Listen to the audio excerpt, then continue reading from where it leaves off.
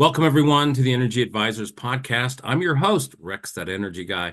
Glad to have you with us wherever you're listening to us around the globe.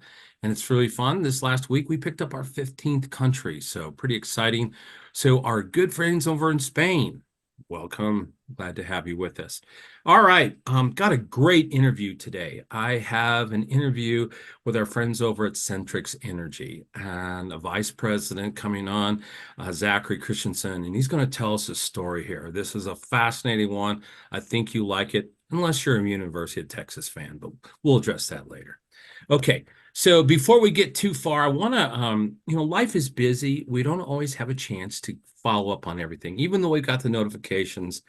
So there's a great interview I want you to, if you've missed it, in episode number 59. It's from the Women's Energy Network, WEN. And I interviewed and I had the opportunity to talk to the current president and the incoming president. Great group. So great organization, international, fantastic folks. So take a listen to number 59. All right. So before we get started today's conversation with Zachary, we always have to thank our partners in the show. So our partners over at Power Solar. Listen, if you're going to do solar here across the United States, there's one group to work with. It's Power. And the reason why I like doing business with them is they don't have a one-size-fits-all approach. A lot of people out there with solar, they're like, well, okay, here's the panels you get. Here's the, inverters you get. No, they come in, they sit down with you, and they find the right solution for what you're trying to do. So connect with them. Our other partner in the show that we'd love to talk about, because I have some special interest in that, is our good friends over at Universal Wind Kinetics. If you haven't seen these, they're amazing. These new micro turbines, put them on your house, install them at your business. They're great. They can actually produce, in most cases, more electricity than four solar panels. So that's pretty exciting stuff. And then another one that's near and dear to my heart that I really do love is our partnership with Go Green Community Initiative. Listen, when it comes to renewables for residents and small business, there's a lot of confusion. And what the Go Green Community Initiative does is it helps you get the information without any spam. So if you're a homeowner or a small business owner, they'll walk you through a free energy audit, and they'll help you establish a baseline so you can start to make wise decisions. So for any of these partners, you can always get in touch with them. Links at the show notes, or if you're on YouTube, or just go to the website, energyadvisors.today, fill out the form, and we'll get you connected. All right, got all that stuff out of the way. This is going to be a fun one, guys. So like I tell my kids, get in, sit down, buckle up, let's go. I'd like to welcome to the podcast today, Zachary Christiansen. He's a vice president over at Centrix Energy, and excited to have you on. Welcome, Zachary.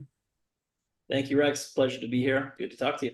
Yeah, it's going to be a lot of fun. I understand you got this big connection to the Aggies down there, and so we'll tell that story. So before we get started on what you're doing on a day-to-day basis, as far as what you guys are doing as a company, I'd like you to kind of tell us a little bit about Zachary and how'd you get where you are today? Because, people don't just fall out of the sky and end up at their companies, right?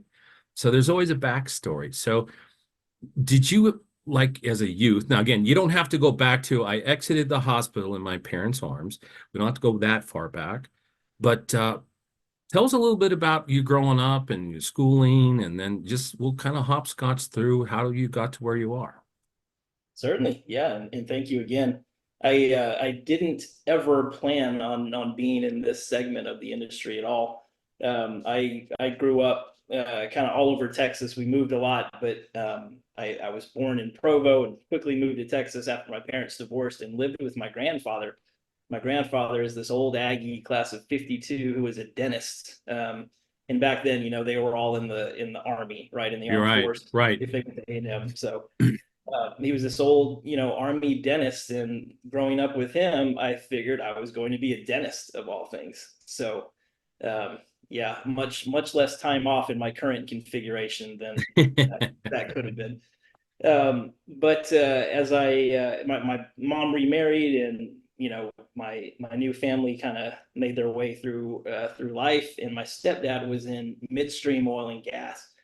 And so, and there's a crazy story in there somewhere if you want me to tell that. But as we were growing up, I saw a bunch of pipeline work and stuff like that, like liquefied petroleum gas transportation and things of that nature. And that was in my middle teenage years. And so, I guess the story, if you want me to tell it here, Yeah, was I want yeah, to hear it. we lived in a place called Brenham, Texas. If you know Bluebell ice cream, that's where I it all comes from. You're talking to somebody who's been there many times, because when I used to sneak my way over from Austin to Houston, I would take a little bit of a detour just to run through there.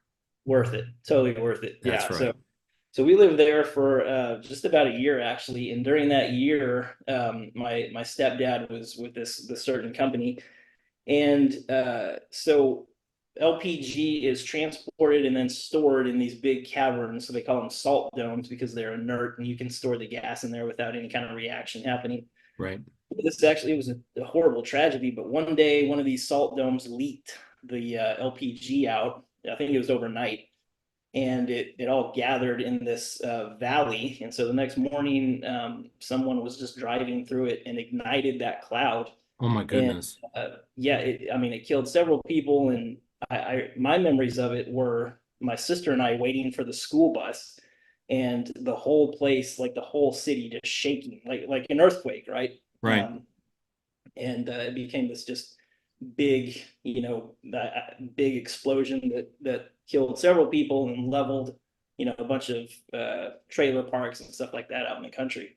And so that was, I guess, my first, recognition of the energy industry was that big event. I didn't really know what my stepdad did before that. I didn't know anything about, midstream, downstream, any of that, upstream, until then. And so they moved us. My stepdad was okay. We were all okay. We got moved out of Brenham, and I landed in a place called Pampa, Texas. Have you been to Pampa, Texas ever? No, that's one I can't say that I've been to. Most people won't. Most people won't. It's in the Panhandle, close to Amarillo. Okay. Uh, a lot of oil up there, of course. Sure. So we're there through high school, and I graduate high school in 1996. And that company had a program for summer hands. That's what they called the summer hand program. And we all just did all the grunt work that the regular guys didn't want to do, and they sent us out across the plains of like Lubbock, and we probed oil pipeline, LPG pipeline across um, cotton fields. That's what we did Wow. for the whole summer. Every 50 feet, we had a bar that was about the width of your pinky, and we jam it down, into the dirt, and see how far that pipeline was, so that the plows didn't hit it or whatever. So So that's was it just that's basically location stuff, or were you actually, because I know almost all pipelines leak, and so there's yeah, sometimes they're out looking for leakage and things. So, but it was just location then? it was, yeah. We did find leaks occasionally, Sure. and they send like planes overhead to spot the leaks and how far they go, and so we would report it back in, and sure enough, there'd be a plane or a helicopter come right over our heads. Really, really interesting stuff. So Yeah. yeah. So that was, I guess, my intro to the industry. I graduated high school, did that whole summer hand thing for the summer, and then I took off on a 2-year mission for my church in 1997 before I started college, anything like that. And I went to Thailand, so I was overseas for those 2 years.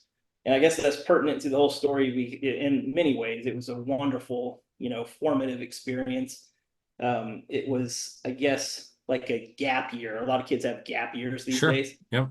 Not kids where I came from, but Right. that was like a gap year multiplied, 100 times over. Um, and so wonderful experience, but really my intro to sales, I would say, came from there. So anyway, Absolutely. I know lots of people that go around the world for missionary opportunities. And if you want to hire a good salesperson, hire a return missionary, because they've been out for amount of time, whatever they spend in the field, and they're talking about something that you can't put your arms around. It's maybe Yeah, the toughest sale there is. But I'm going to go back to one thing though, because I want to comment on this. please. When you were out stomping around the northwest parts of Texas, I'm sure that wasn't a cold experience. I'm sure you were walking in the summer in some pretty warm places. It was, yeah. And the requirements, the personal protection requirements too dictate, I would have been out there without my shirt on or whatever, if Sure. I had my way, but you had to wear Nomex, like full suits, Oh, and boots and everything. So it was warm, Rex. It really oh. was.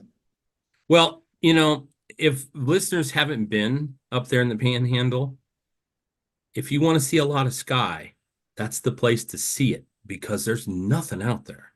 No And trees. so there's nothing out there. I mean, literally, it is as much view of the sky. So, I've been to Montana, but I'm thinking big sky is actually the panhandle of Texas because Mhm. that's all you can see is a lot of sky. All right. So Yeah. we digress. All right. So you got back from your mission trip and the experience that was. What was the next step? Yeah, I still thought I was going to go into medicine somehow, and by then it had transformed a bit. So I came down here to A&M freshman year, 1999. Some of your listeners may have remembered the bonfire tragedy that happened. Yep. Yep.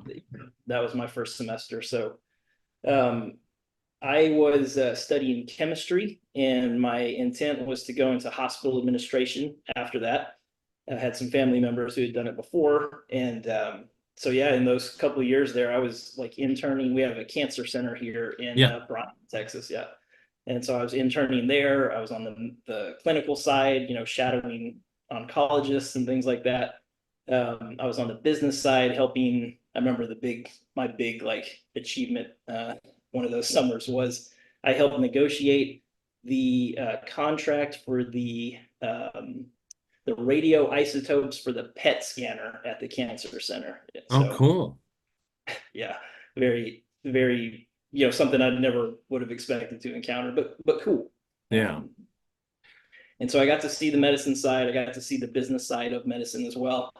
And that honestly, that kind of pushed me into a different direction. It was a little bit, for me anyway, my experience was that it was a little uh, heartless, I guess, to Yeah. inject, the cold calculus of business into saving people's lives. I don't know how a Yeah. better way to say that, but it demotivated me from that endeavor.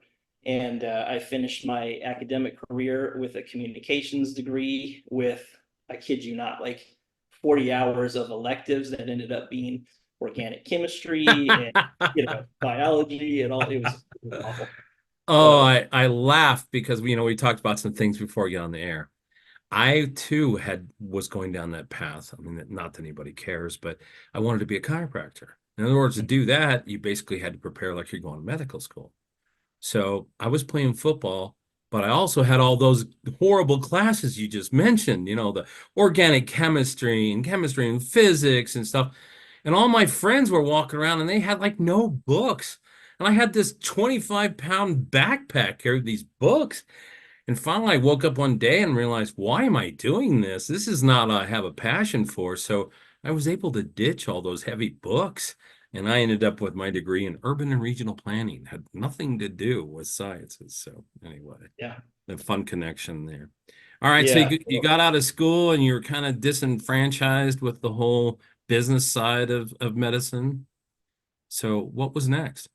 Yeah, I left school and became, well, I guess the first thing, my wife and I got married in like my senior year, right? Okay. 2004, somewhere in there. Well, it was 2004, so that means my 20th anniversary is coming, and I better not miss it. Yeah, I was going to Uh, say, that's not a date you want to just be like close, okay? So go ahead. yeah, I promise you, plans are in motion. Got married and worked at like I was managing like a sunglass hut. Remember those? Oh yeah, oh yeah. So that's what I did right out of college, and then quickly moved into the distribution industry. So I was a director of purchasing at a distribution center for several years. And while I was there, a buddy of mine from the Thailand days, right? We had been in Thailand together in the mid 90s, Yeah. and just kept in touch. One of my best friends, he came down for a football game an Aggie football game, and he was telling me about this new thing that he was doing, and it was so strange because I couldn't understand what it was he actually did. And we landed on, well, it's sales, but it's in this industry that has to do with energy. And it was really, I remember not really being able to articulate fully what it was he did, but it sounded cool. Yeah. And he said, you would be good at this. We obviously both had served our missions together and had that sales background. He Sure. said, you would be good at this. You should throw your hat in there. And so, long story short, he got an interview with the recruiting people there. Had a really good interview, and the company was called Amoresco.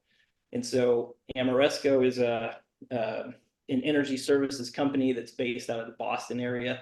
They're an independent, so they don't manufacture anything. But that was how I got into the industry, pretty much sight unseen, without really knowing anything about it. Just a good interview that was set up by a good friend of mine. Sure. So Yeah. were you in business development sales there? No. In fact, I was on the other side of the table in purchasing. So I would Okay. have salespeople coming to me trying to get me to purchase their. So your distribution career kind of took you to that next spot then. Yeah. Okay. Not super well suited for that, Rex, as it Right. turned out. I didn't love it. I was going to say you might have too much personality for a purchasing person, and don't be offended anybody who's in purchasing. But no, I don't see you being the purchasing nut for the rest of your life.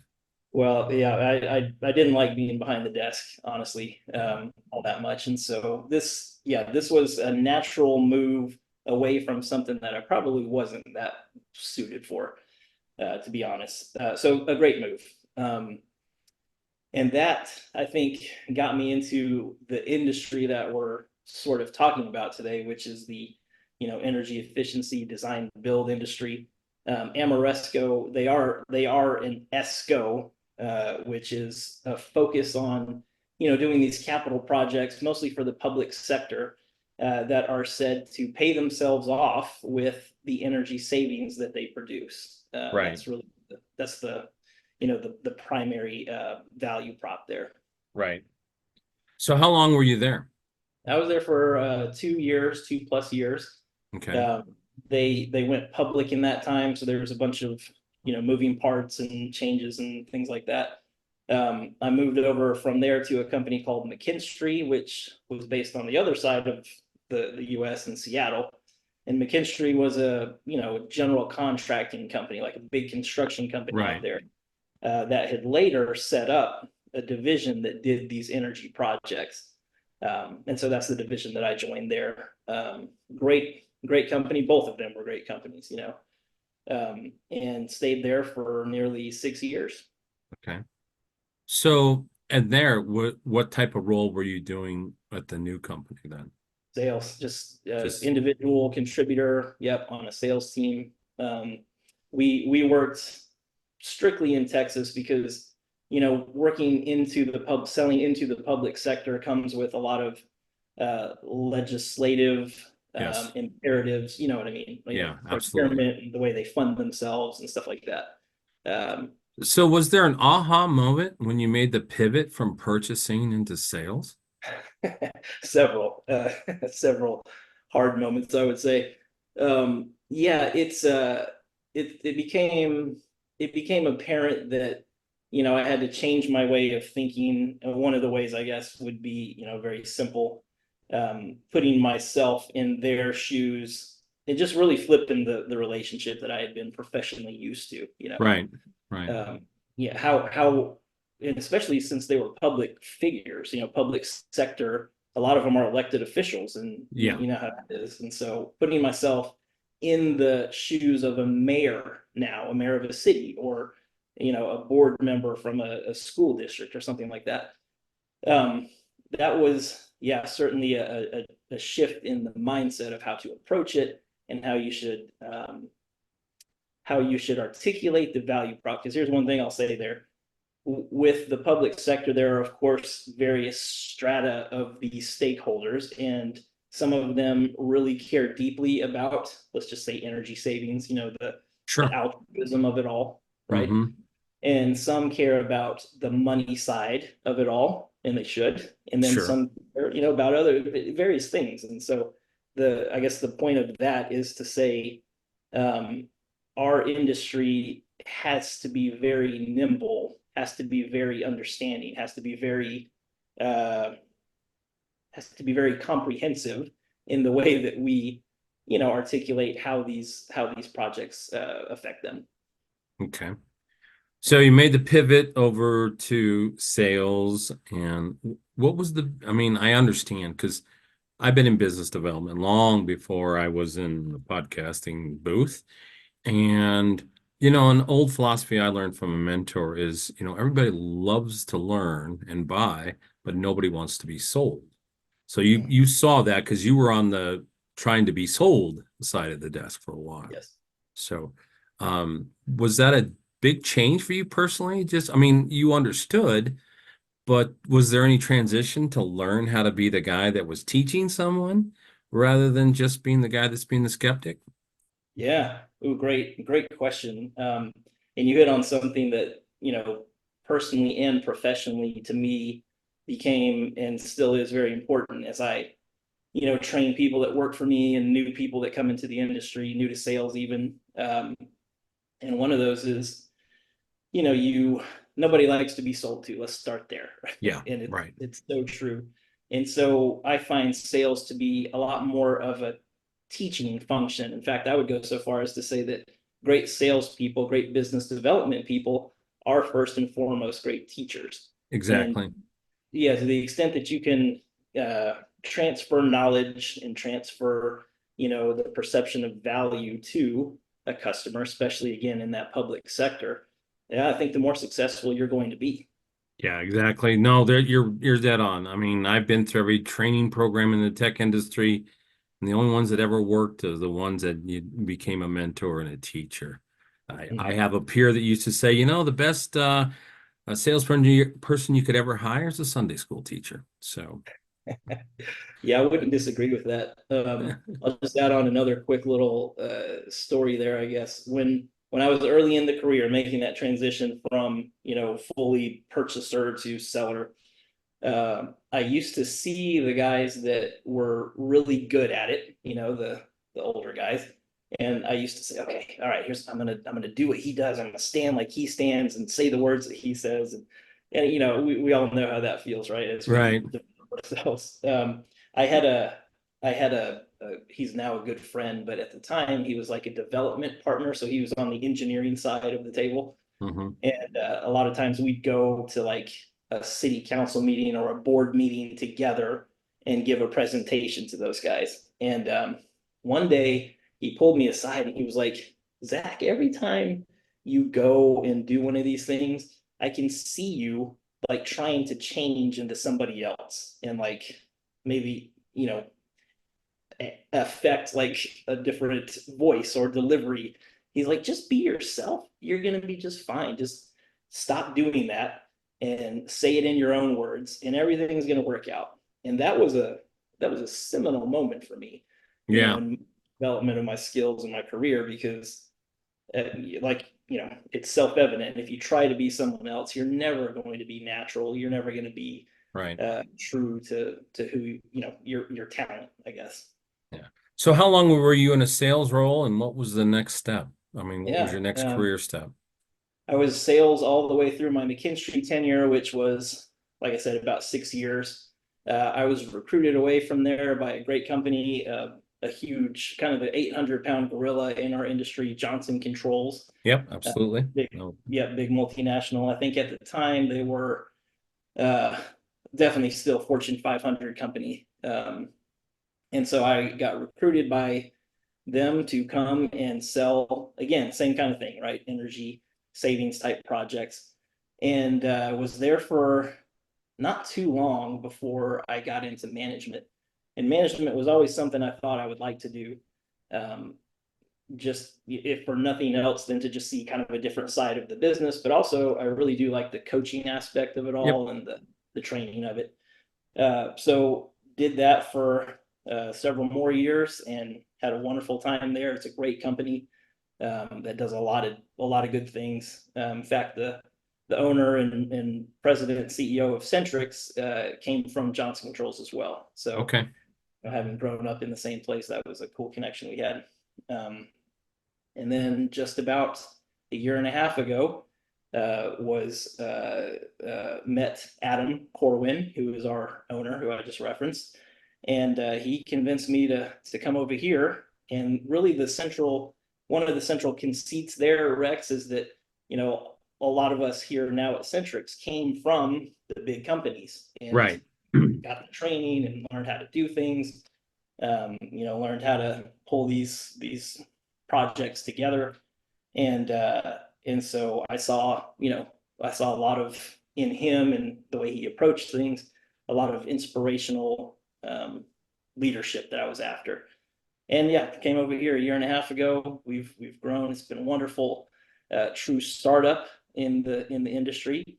We do a lot less of the energy savings approach. We're a true design build specialty contractor. We do everything from design build, just construction, all the way to however you would envision, like an as a service delivery, and all the aspects that could be. Okay. So before we deep dive there, there's a Yeah. comment I want to make, and I want to congratulate your CEO and founder, Adam. When you pull people, now I've been involved in lots of little startups along the way, help take a company public, yada, yada, yada.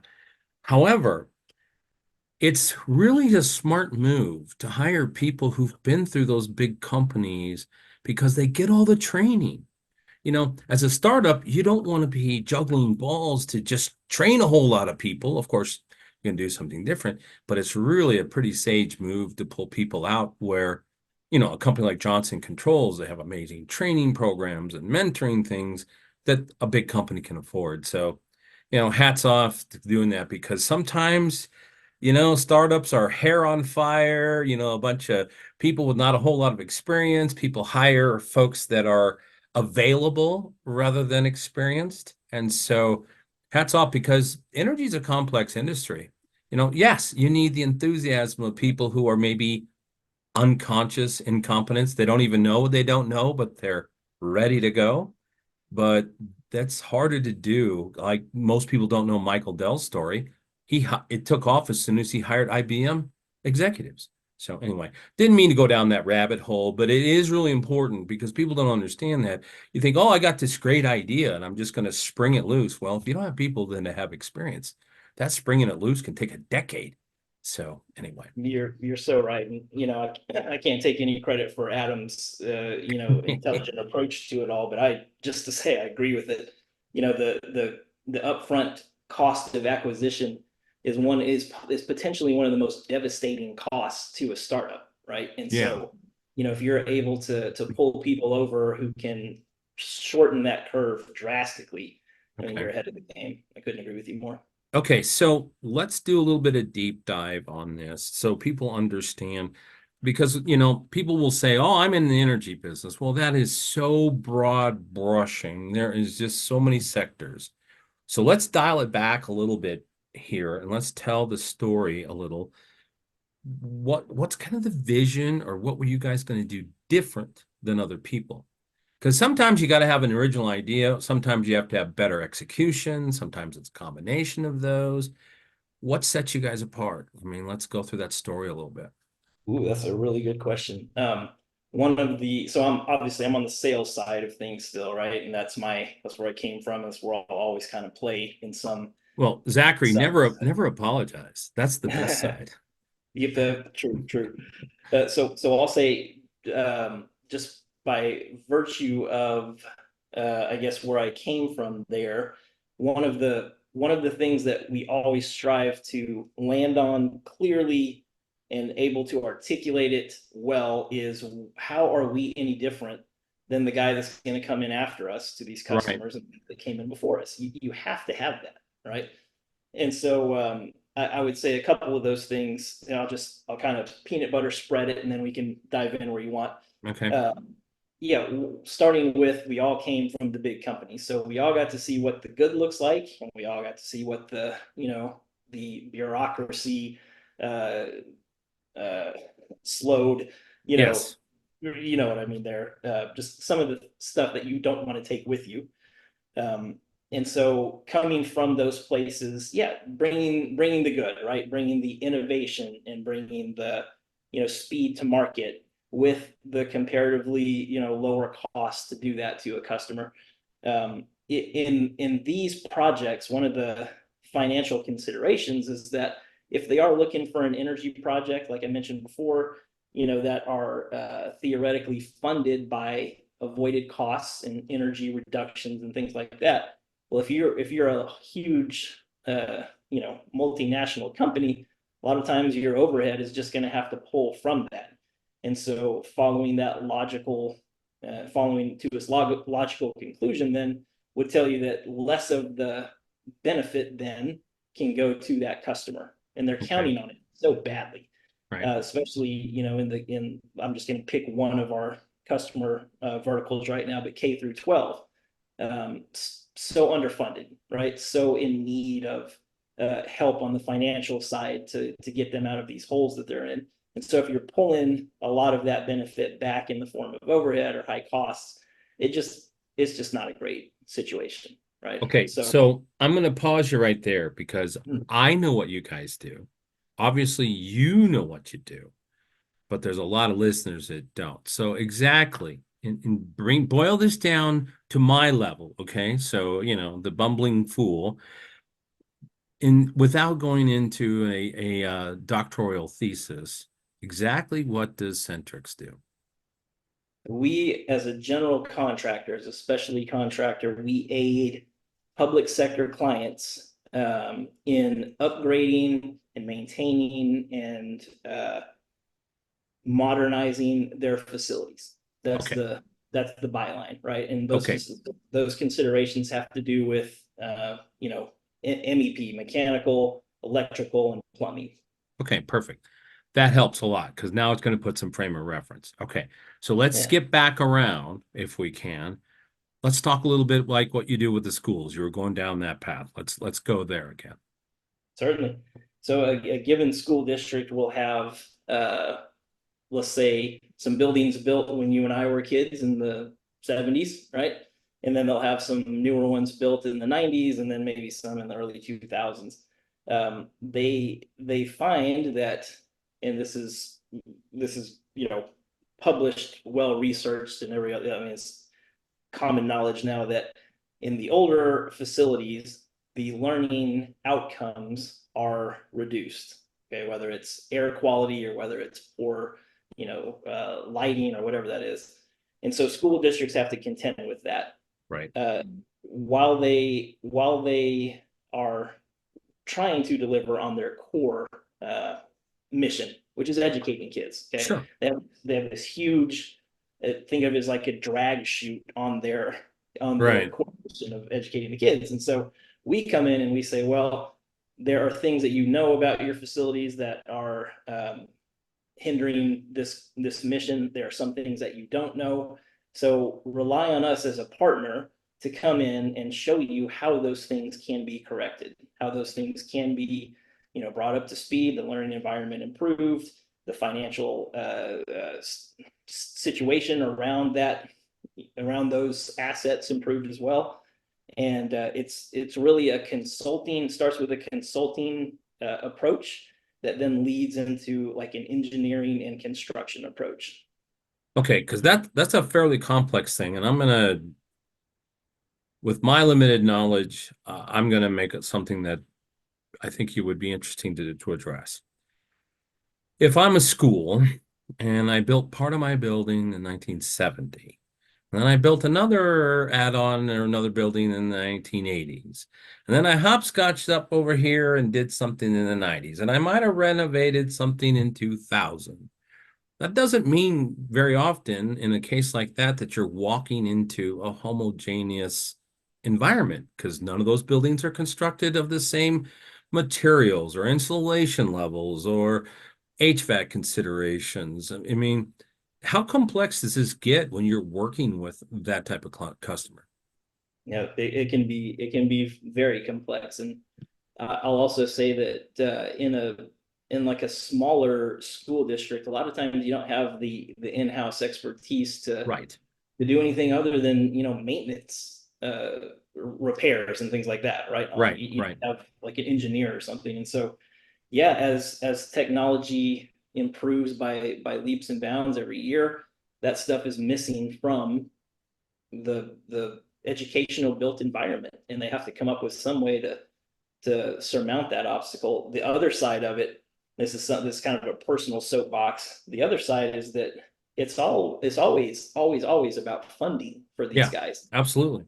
Yeah, the here in Texas, for example, it's either 18 billion or 22 billion that is literally sitting in the the state fund that Hmm. schools were really hoping to get after this last legislative session.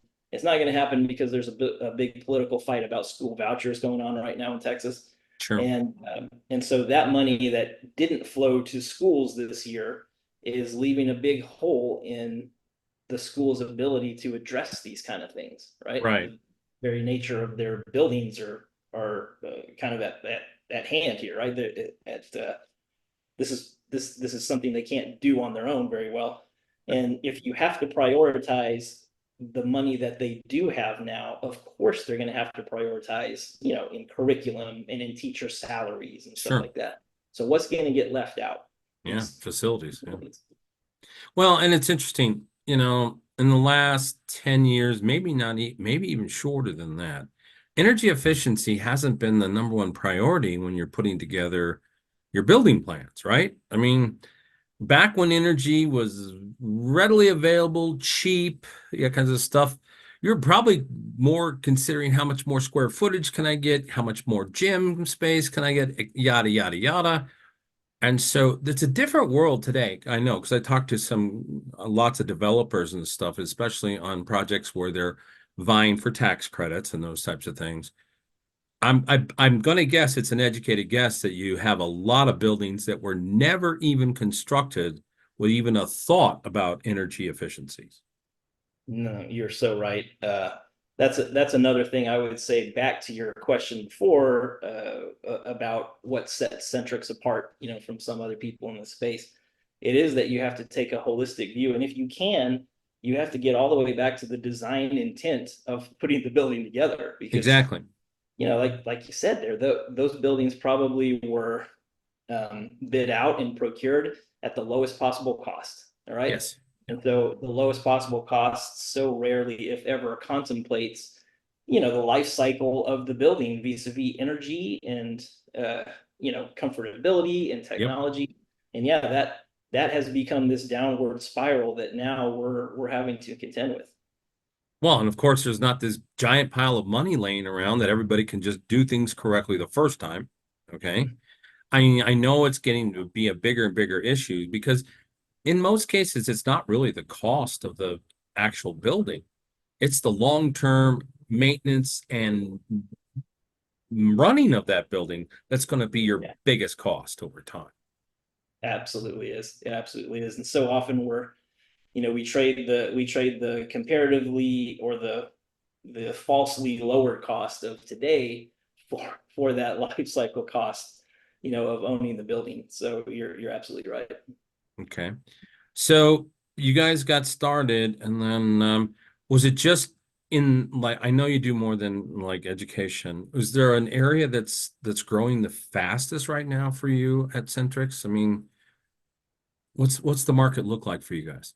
Yeah, the market we focus on, Rex, we use the designation of MUSH, MUSH, and so that's municipal, which are cities and counties, university, which is of course higher ed, schools, and then healthcare. And Okay. so public sector facing, that's really what we're looking at.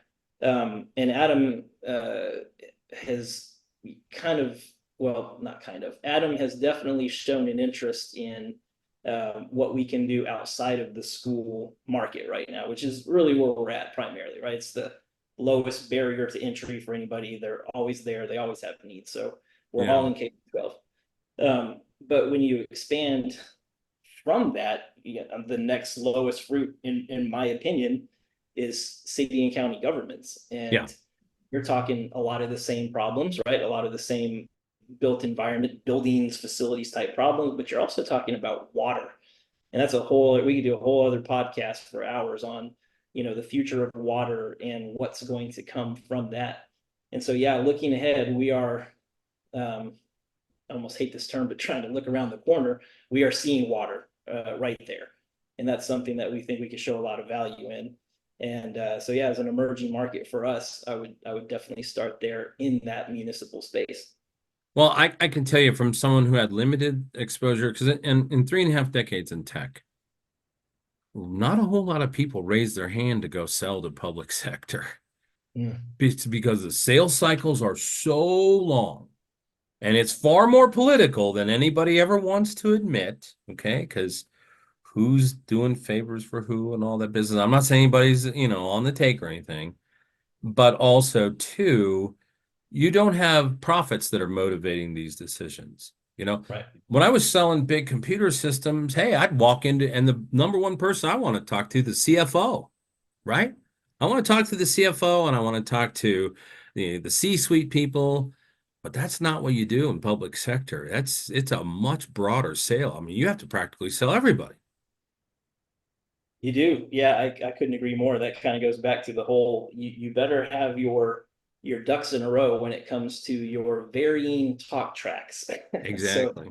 you're going to say something much different to a mayor than you are to a city councilman, than you are to a city manager, than you are Yep. to a facilities guy. Yeah. And it's funny when you're working in that sector, because I did enough to be dangerous. There are catalysts that don't have all the power. So there's people inside these organizations, and the only way you're going to be successful is identifying who those real catalysts are, because they're influencers. While they may not make the decision, they might be the person that's been there 25 years, and they're the person who kind of makes things go, even though they don't have the big title.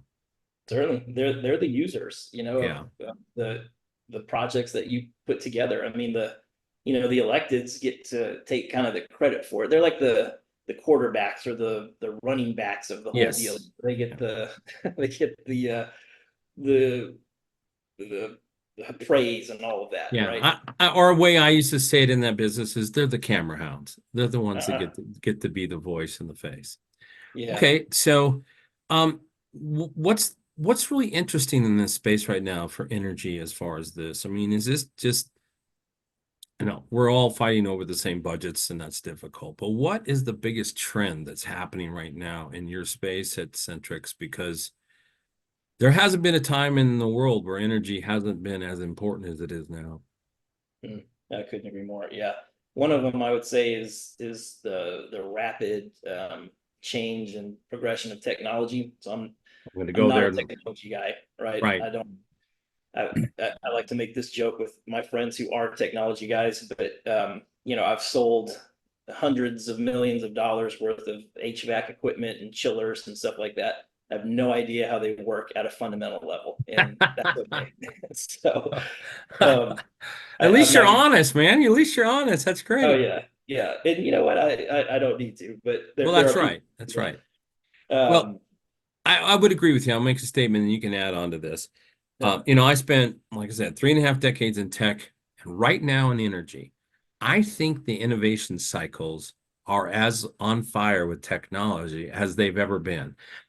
I would look back to the late 90s when PC chip development was just on a sprint pace. I mean, we're doing work with Dell, and they would have a life expectancy of a notebook computer to be 9 months before it's obsolete. And so right now, just my observations, and I think you can attest to this, it's very hard for experts to stay on top of the technology innovations. And that's why there seems like there's such a demand for your services, because the average person isn't keeping track of this stuff. yeah. You know, the and cycles are and crazy. they are. They're crazy. And the industry, the market, I would say, is reliant upon us to help them understand those things, right? And not, again, back to what you said earlier, not just feel sold, but um feel educated, right? Hmm. And that's one of our core responsibilities, I think, as an industry, is to help educate what these technologies and what all this stuff can do for you. Um, one of the cool things I get to do or have gotten to do in the last several years is go back to A&M. Since I live here in College Station, I get to go back and guest lecture at A&M in a couple of the departments there. And it's been interesting because when I started doing that, I went there talking about renewables and how Texas is the biggest, wind potential in the country and all this great stuff.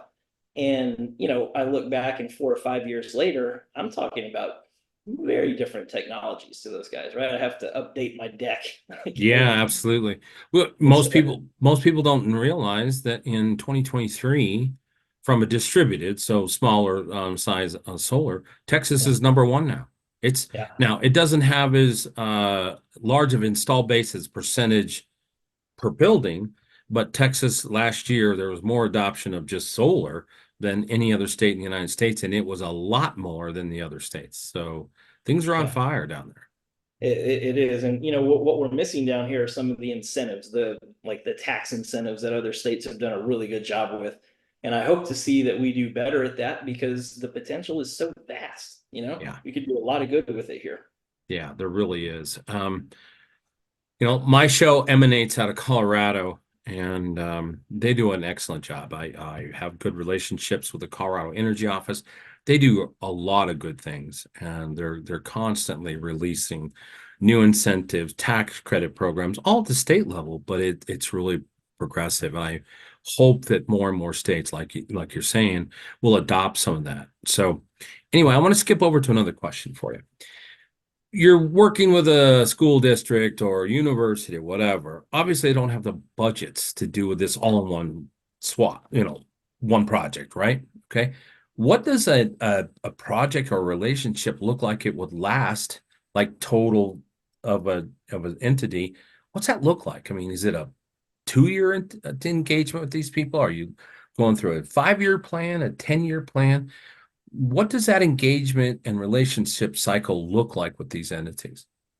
Yeah, it can take on various forms with various terms, and I'll just say it largely depends on what the contracting mechanism is, and I can feel all your listeners' eyes start to glaze over as I say those words. So let me try to put a more interesting take on that. A lot of school districts will just have no capacity to pay for these things. Like I have $0 to pay for air conditioning and lights and stuff like that, and so in Texas and in a lot of other states, schools have the ability to levy bonds, right? Yeah. And some places call it millage or Yeah. whatever that is. That goes to the public to vote on, and in many parts of Texas, that's a no-go, right? That is a no-go proposition. The citizenry are going to vote down on that, and Sure. so what remedy do they have? A lot of school districts will say, okay, here's an arrangement, or we will say to them, I guess we'll come to terms with them. This arrangement is one where Centrix will supply the assets to you. Let's just say in a very rudimentary scenario, it's lighting. So we will install the lighting for you. We will retain ownership of those assets. All you have to do, school district, is pay us, over Over a period of time. Yeah, and that's an as a service. So they pay us almost as if we were the utility Okay. or the light utility for them. And so they don't have to come out of pocket for that, right? It just gets rolled into their operating expenses, just like any other thing.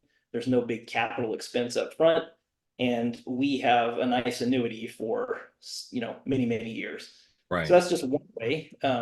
You can also do we do a lot of, I guess I would characterize it as like a job order scenario where we just come in and they have the money or they're going to borrow it from a third party lender and they pay us for the work and we're in and out, and it's a high risk transfer for them because we're kind of guaranteeing either the performance or the whatever that is, or not. It's completely up to them if they want to do it that way. But I guess the whole thing I'm trying to say here, Rex, and I'll be succinct about it, is the funding piece of it is really the central value problem for us. Right. Some schools have the money, and that's great. We can do all kinds of things there. But if you don't have the money, we can arrange it for you. We can hold the note for you. we can bring a lot of different scenarios to bear. So in a lot of cases, I'm just thinking back to my time selling complex solutions. Are you having to, I don't know, we used there was always an RFI process when we were selling big systems, right? So request for proposal, RFP, request for proposal. But before you got to a request for a proposal, you had to write an RFI to define what it is. Are you guys in a position where you're more influencing those RFPs, or are you finding that you're mostly responding to RFPs? Mostly the former, mostly influencing them. Okay. We do find this is just kind of a idiosyncrasy of the market, I guess. When an RFQ or RFP hits the street, it's generally being already influenced by someone else. Yeah, absolutely. They always are. People don't understand that process. Right. The RFP didn't come out of thin air by the expertise of someone at a school board. No, they don't know anything about it. So they No. count on a couple vendors to help them put that together. Yeah.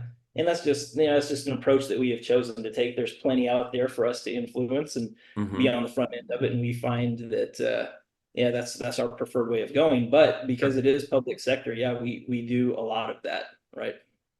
Yeah.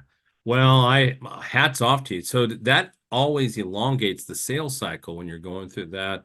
I mean, you guys have been doing some things pretty nimble, pretty recent. Have you gotten down to sort of what an expected sales cycle looks like? And I'm sorry for our listeners. I'm a geek when it comes to sales stuff. I mean, I always want to know. So what does that look like? Have you gotten a sense overall what a sales cycle would look like? Because this is not an easy process. You're not just showing up and putting a proposal on someone's table. No, rarely does it. I would say very rarely is it less than a year sales cycle. Okay. Yeah, so just in terms of like sales operations and revenues and cash flows and things like that, you can see that you better layer those things on top of each other, because if you go to the end of a sales cycle and come up empty, I mean, Oh, it's just devastating, right? you're wasting your time. Okay, Yeah. so now I know this is a really loaded question, but pretend for a moment that I'm a school district or I'm a university or something, and I'm a key decision maker. What's the value prop that's going to separate you against a competitor? So here I am, Rex. I'm running a school district here, and I got some money lined up. Why? Tell me what you do better. Yeah, I would say that Superintendent Rex, we are a company that is built and attuned to bringing the most value inside of a project for you, keeping the value with you. So that's kind of number one, the money side of it all. But also, we're all really good because we don't manufacture anything, we don't Okay. rep, brand names, anything like that. We are very agnostic when it comes to what that actual technical solution looks like for you. And Okay. so that frees us up to leverage, all possible options to your benefit. And just as an aside, right, you probably know a lot of the companies in this industry, they do also make their stuff, right? And they want to, Yes. Yes. it just is what it is. It's fine. There's nothing Sure. wrong with Nothing stuff. wrong with that model, right? Yeah, yeah. Well, But yeah, go ahead. I'm glad to hear that because, hey, the world works. Nothing happens till something's sold.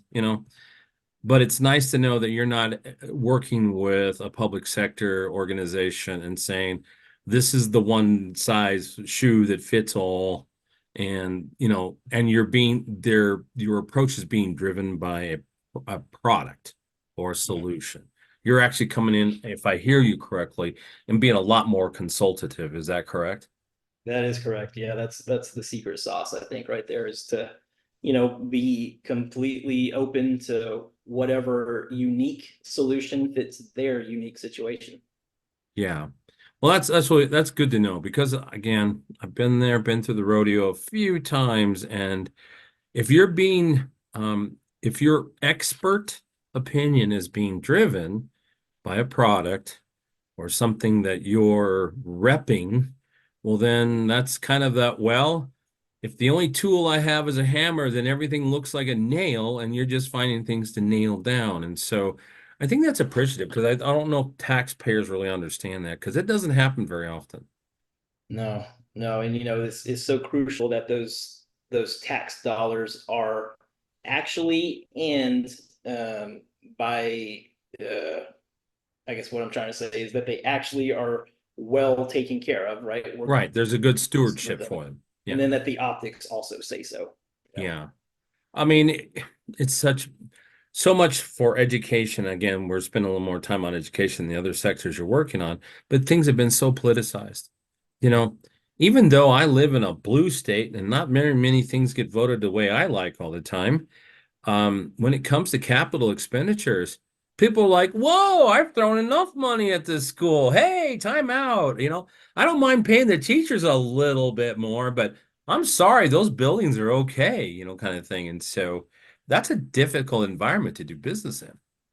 Yeah, that there will, if you want me to tell stories here or at some point about the hard parts of my job, a lot of them will have to do with that mindset where we'll go in and we'll come up with a great, just elegant solution, that checks the box on the money side, certainly checks the box on the technology side, and you know, I don't know, it's just it's great. It's everything that they ever wanted. It's going to get them out of this conundrum that they're in, and then the political will is not there for whatever reason it is, Yeah, you can't get the bonds passed, you can't get mill levy increases. Yeah, yeah, yeah, and sometimes it's just the I don't know, the visibility that makes the elected officials uncomfortable that they're about to undertake a project that has millions of dollars behind it, even though those millions of dollars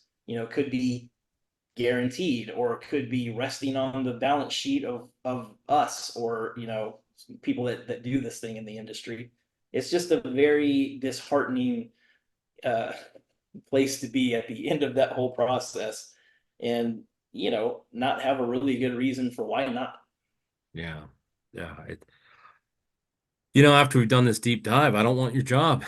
Sorry. You guys must be really good at it because it's a difficult thing to do all that work in anticipation for funding and support. And then you get down to the 11th hour, the finish line, whatever analogy you want to use, and then people aren't willing to invest in it. And it's critical. The one thing I love about what I get to do with this podcast, I get to talk to all kinds of sectors in energy. Okay. So a lot of product innovations and policy things and some politicians and, kinds of stuff. I've worked with city and county governments on the program and stuff like that, some utility companies. But what you guys are doing, and I take my hat off to you, it's a very difficult space to be coming into this environment where they're not cash rich. They're not going to make super quick decisions. And you basically still have to approach it as if it was a commercial entity that has all this money. I mean, there's a lot of risk to what you're doing.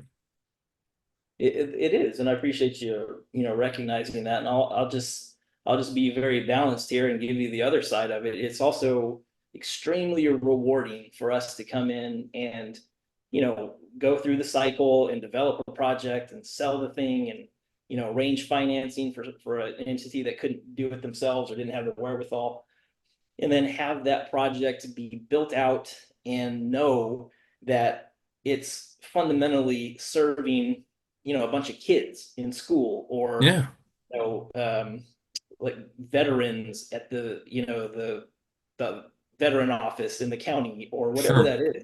And there's also this, and I love this part, and I talk about it a lot in the guest lecture circuit at A&M, but there's an environmental side to it all as well. Oh, absolutely. Um, Several of the projects I've done or I've seen accounted for, they're big, right? They're multi-millions of dollars, and they span cities and counties and school Yeah. districts and all that.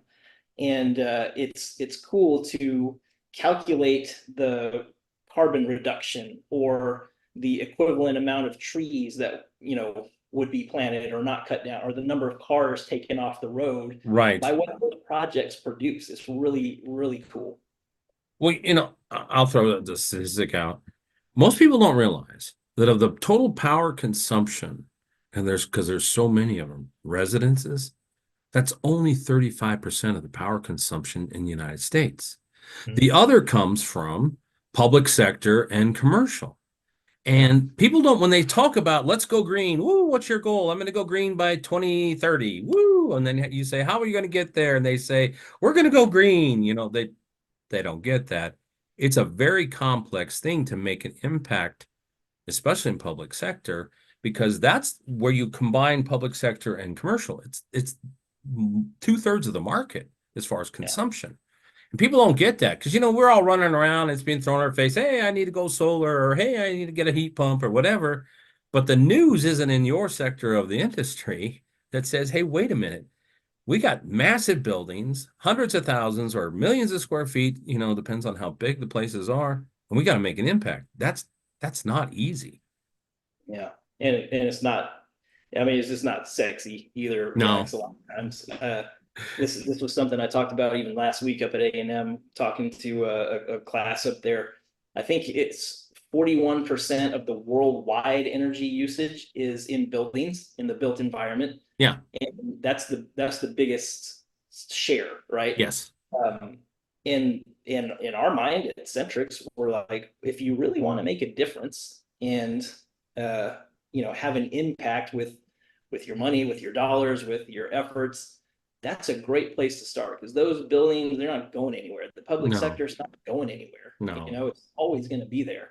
right. And so to the extent that we can affect what happens in that segment of it all, I think it's extremely, there's an extremely valuable upside there.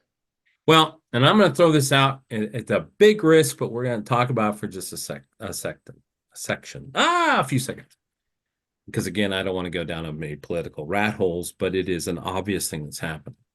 Unfortunately, we've had an open border for quite some time, and we have lots of people that are coming here that didn't go through the processes. And I won't throw all those terms out because people get mad. But that is severely straining. Up here in Colorado, they're spending $100 million in one city because the overrun of all these new people that are coming in. And I'm sure you're seeing this down in Texas that the stress of who you're dealing with is being overwhelmed because we got all these other people who are not contributing to the tax base and not pulling through for property taxes.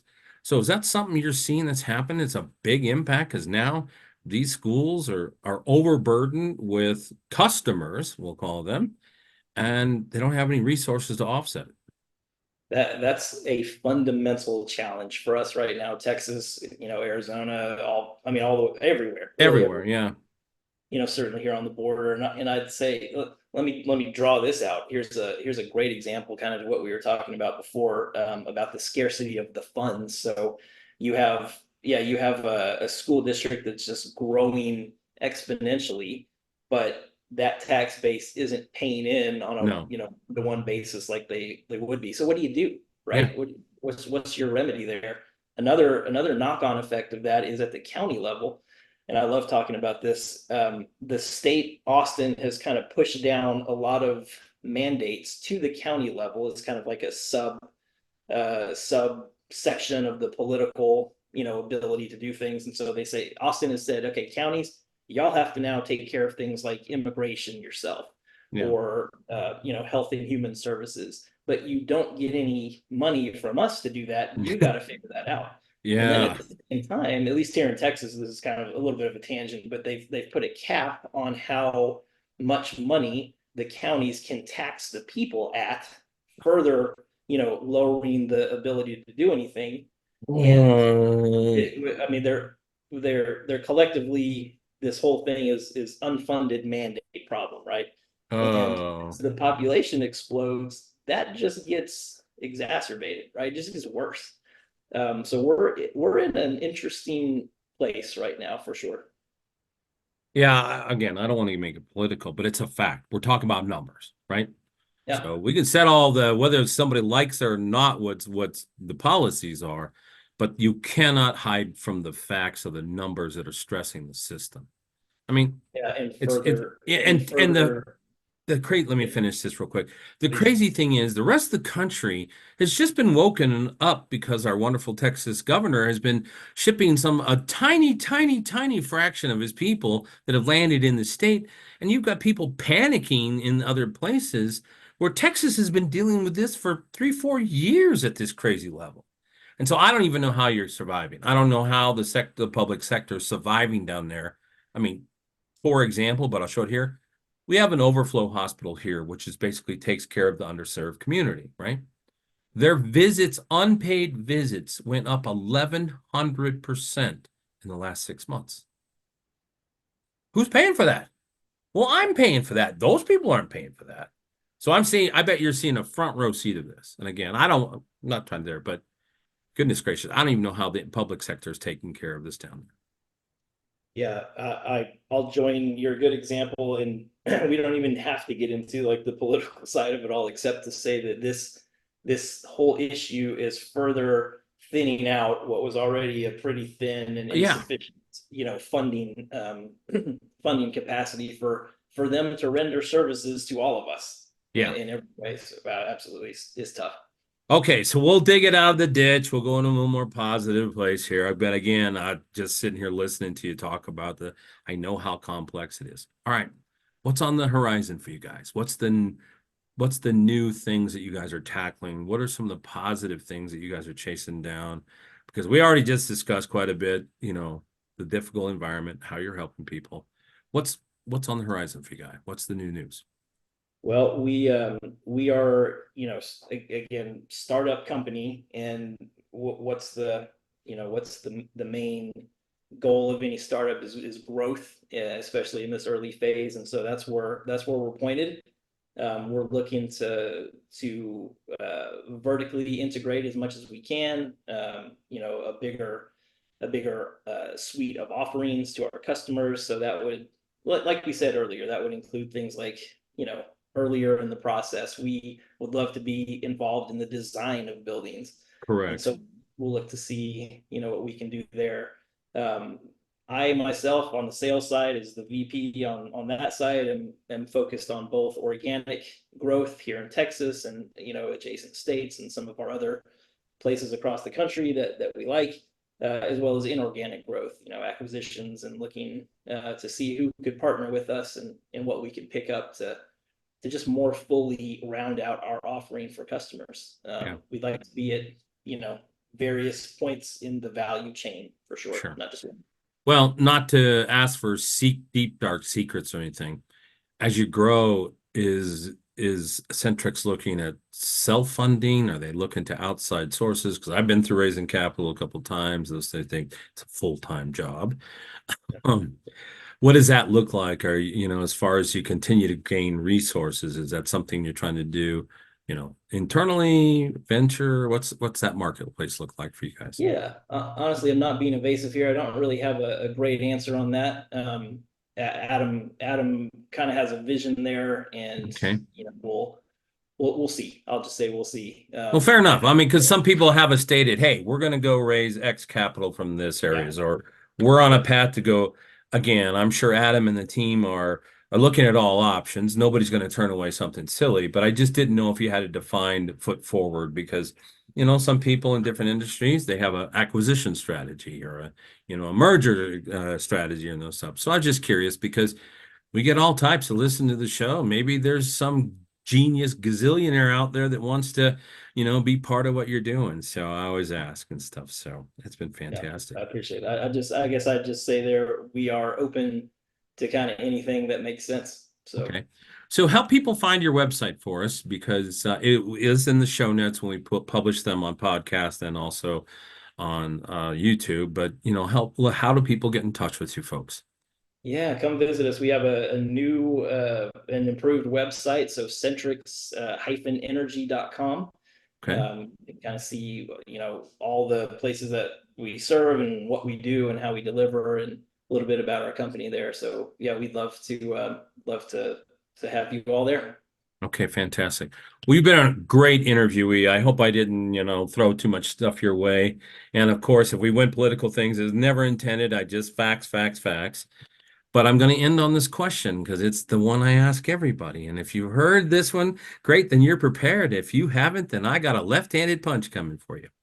So for anybody that's new to the program and hasn't listened to an interview before, there's a last question I always ask the guests. So everybody has a bucket list, all right? So things they'd love to go do. Hey, I'm doing this, this, and this because it's on my list.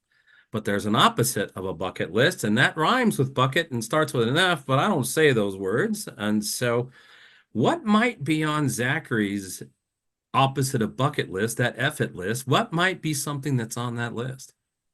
Ooh, that's a really good question. Yeah, could I ask you for an example? What have other people Oh, said to well, me? some people say, hey, I'm not jumping out of an airplane. Or for me, Okay. I'm not going to like be in the Indiana Jones and jump into a room full of snakes. And we're not good friends. And I've had some people say some things like, very ultralistic, like, I never want to support a world where we're burning carbon fuels. Or again, Mm, no judgment anymore. So the ask is just something that's kind of personal to Zachary that says, you know what, I have no interest in doing that. Like yeah. I have no interest in ever going back to Mexico City.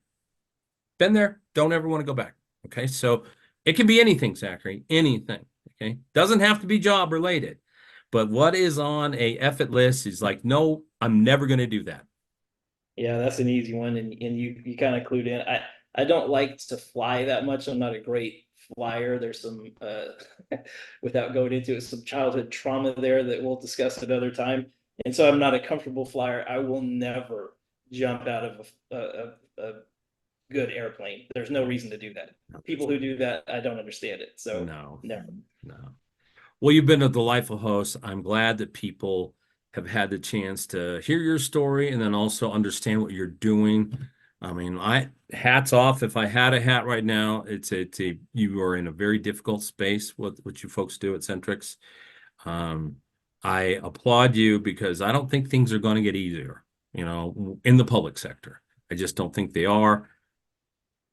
And that's all I'll say about that. So thanks for coming on. It's been enjoyable. And, with a nephew that is an Aggie, I hope that when you are going to visit and guest lecture, I hope you're doing that during the football season. Yes, I do, and I'd love to meet him and catch up with him one day. But thank you for having us on the podcast. This has been wonderful, and we really enjoy it. Well, my nephew was actually on one of the athletic teams down there, and it's one that nobody pays attention to. He was on the crew, so he was on rowing. So not very many people know that A&M has a pretty top quality crew program down there. They are actually one of the better rated in the country. So he wasn't a football player, and there's no 12th man at a crew event, but they do well. So anyway, That's fantastic. fantastic. I had no idea, but that's awesome. That's awesome. Well, now see, even I knew something about your university there. So listen, it's been great. I appreciate you coming on. So we'll wrap this episode up today. We want to thank all of our partners in the show. If you're watching on any of the video platforms, please make sure you subscribe and hit the notifications. If you're following us on the podcast platforms, please make sure that you go ahead and follow the show. We love comments. And if we invite suggestions on people we should interview, we love it. I appreciate all we're doing. And so what I say every time, thanks and make it a great day.